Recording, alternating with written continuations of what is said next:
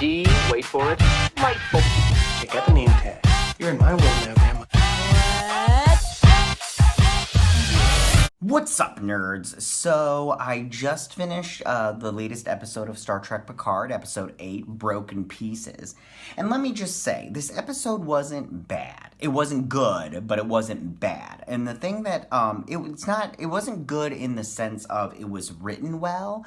It's good in the sense that I like some of the ideas that they tried to put out, and I'll talk about that a little bit more as I go over the stuff that happened in this episode. But I just liked a lot of the ideas that they had, but didn't execute well. I felt like they could have done it in a better way, and it just goes to show that, again, the writing on this show is very bad. It's not very good, and I don't understand how you can't write something better than this. I don't get it. So yeah, let's just dive right into this. So it starts off with a flashback, and 14 years ago, Commander O takes a group of Romulan women, including Narcia and her aunt Ramada, to a planet called Aya. Now, that is located in a system with 8 suns where they experience the admonition, I think that's how you say it. Anyways, which is a warning left behind by a long extinct race in the form of a vision. And most of the women then mutilate or kill themselves and unable to cope with the knowledge of what they've seen, but Narcia and Ramda survive. Now, I have to say, the thing that I like about this is, I like the fact, because they talk about it later on in the episode and everything, that a former species pulled 8 suns and plopped a planet right in the middle of them. And I like that idea. I like that that idea of that a race can do that. They can grab a sun and pull it over light years of space and everything, just to create. The only thing is, why is the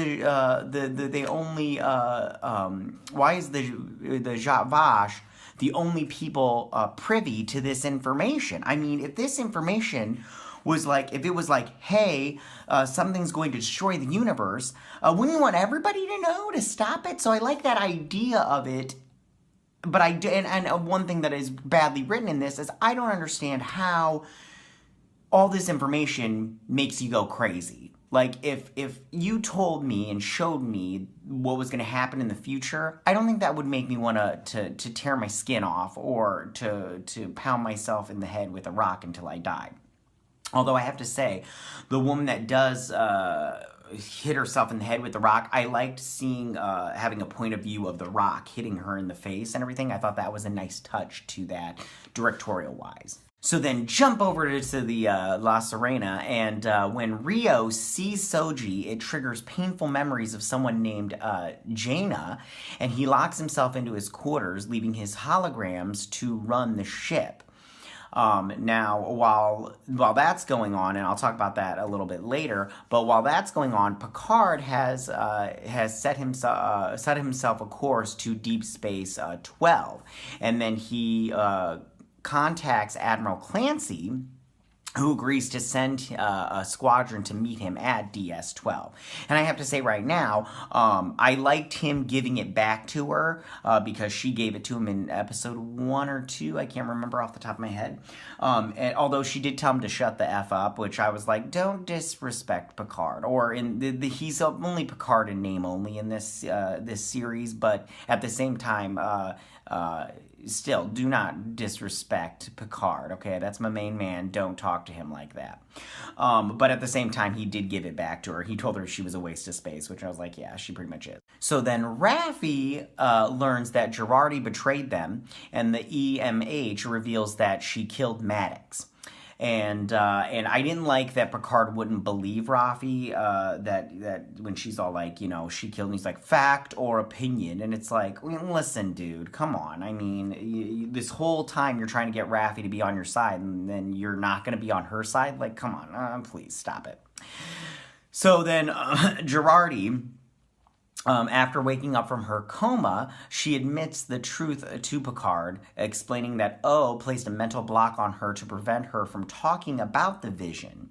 And he tells her that he's gonna, when they get to DS-12, they're gonna have to have her arrested for killing Maddox, which it was just a red herring this whole time, which was so it's so stupid. Why have him in there and then you just kill him off as soon as it was? This whole show sucks. Anyways, so then she meets Soji and tells her that she will never harm her, not that she could, and everything, which is just so... it's bad writing. It's bad writing throughout this whole thing. So then Rafi meets up with Rios in his quarters, and then he explains what happened aboard the Abanan Majid, I think that's how you pronounce it. And their ship had made contact with two beings, one of whom looked identical to Soji, and her name was Jaina. And the boy one was named Beautiful Flower or whatever, so lame. Anyways. And then Captain Alonso Vendemir, which was his captain, executed the pair in cold blood, and he's claiming to be acting on the secret orders from Starfleet security. Now, when Rios pressed him, Vandermeer committed suicide, and then Rios was forced to cover up the truth and keep the ship from being destroyed because O threatened to blow up the ship and everybody on it if they didn't kill the two synths, and you find out later that they were emissaries of the synth planet. So then Raffi puts everything together and tells the crew about the planet in the 8-star system, warning about the destruction resulting from synthetic life, yada yada yada, which resulted in the creation of the Zhat Vash.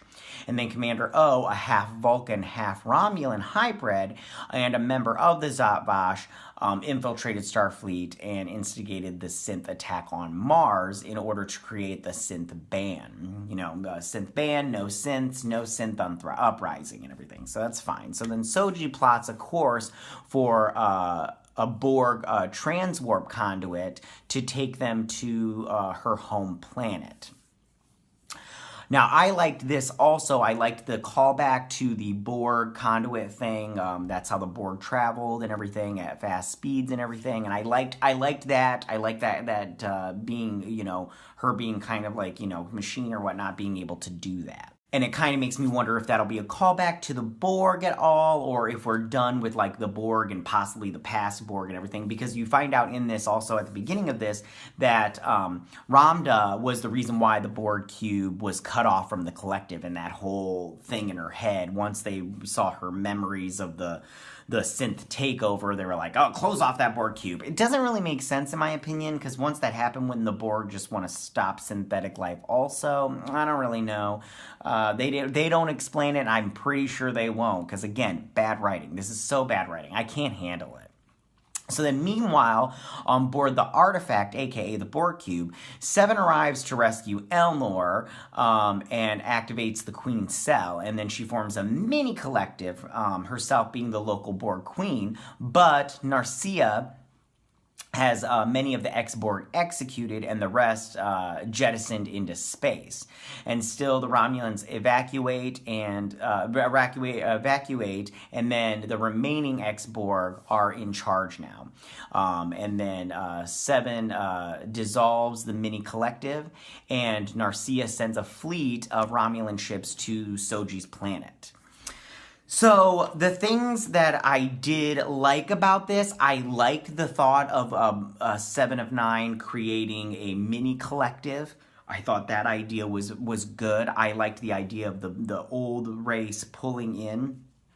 I like Rios' backstory. I liked learning a little bit more about him, but I wish they would have shown it. It would have been better if they showed it in a flashback. I thought that they waste a lot of time on this show with nonsense, and I really think that they should focus more on the characters, the main characters that we're supposed to fall in love with, like we did with the original cast of Star Trek.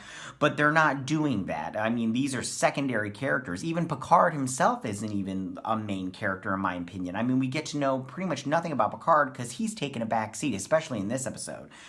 When he's all trying trying to do the thingy, and he's like, I don't know how to work this. And I'm all like, come on, dude. I mean, just because it's not physical buttons doesn't mean you're not going to be able to work it, okay? It's like smartphones. We used to have to type in, and now we don't have the physical buttons, but we can still know how to use them. Like, stop it. Stop it. I'm getting so sick of this stuff. So all in all, this episode wasn't bad, but it wasn't good. I mean, like I said, ideas in this episode were good, but the execution was not. And they don't explain anything. They never explain anything, and you're just like, huh? The whole time. It's just crazy. So tell me, what did you think about this episode of Star Trek Picard? Did you like it? Did you not like it? What did you like? What did you think about the ideas that they put in this episode? Go ahead and leave all your comments in that section down below. If you like this video, go ahead and hit that like button. You know, I won't mind. If you're new to my channel, please hit that subscribe button. I would greatly appreciate it. I will see you guys on the next episode of Star Trek Picard. You guys live long and prosper. Bye.